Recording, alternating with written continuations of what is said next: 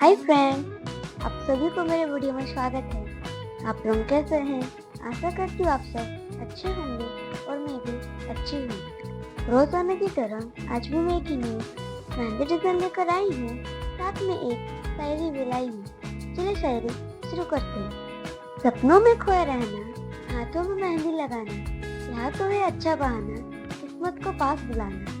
बातों बातों में सब कह दिया, कभी शायरी तो कभी मेहंदी बना लिया। सबको शुक्रिया जिसने जबार्ट को सब्सक्राइब कर लिया। आप लोग वीडियो में बने रहे। वीडियो अच्छा लगे तो लाइक, कमेंट, शेयर और सब्सक्राइब जरूर कीजिएगा। Thank you.